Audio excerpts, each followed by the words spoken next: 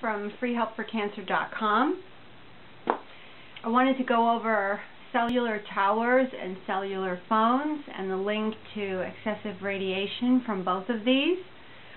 My website has a full page about this, but I wanted to go over some key study quotes with you so that you would have the information.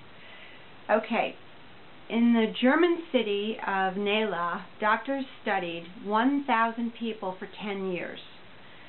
They made sure they were all similar in age and occupation, and there weren't any other factors making differences in the people. Very unusual study. Okay, so here's what they found. The proportion of newly developed cancer was 3 times higher among those living about 1,300 feet from cellular towers compared to those living further away. So that was a 10-year study, 1,000 people. Here's the next part that they say. Prostate, pancreatic, bowel, skin melanoma, lung, and blood cancer were all increased in those people living 1,300 away from a cellular tower. Now here's an interesting study from Israel. They studied 622 people living near a cell transmitter station.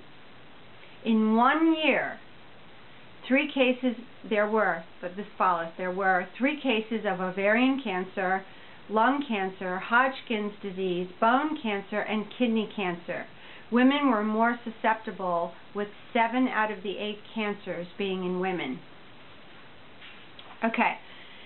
So we've all seen, or well, a lot of us have seen those videos where it shows 4 phones and the popcorn popping from the radiation from the phones.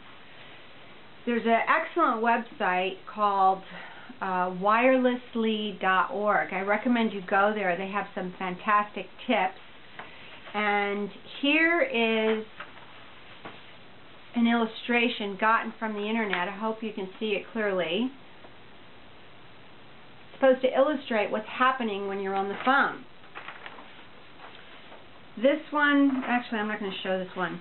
So one of the things they recommend, I'm going to look into this, is getting an air tube headset, that being the best one to avoid radiation going into your skull. I no longer wear my cell phone on my body anymore. I keep it on a table or someplace else. In the car, it's in my bag in the passenger seat. I do wear the headset if I get a phone call. The other thing you can do is put the phone on speaker so that you don't have the phone pressed against your head like this. That is not good at all. The key thing to remember as well is the skull is thicker on an adult than it is on a child. Therefore, the radiation from cell phones for younger people is far more dangerous than it is for an adult. And as you see from this study, it was a 10-year study, the first study in Germany, which means that it took that long for the cancers to show up. Okay? I got into this because my daughter was diagnosed with leukemia, and I did an incredible amount of research and started my website to try and put together information as comprehensive as possible for people going on their own cancer journey. This eventually led to prevention and diet and all of those things.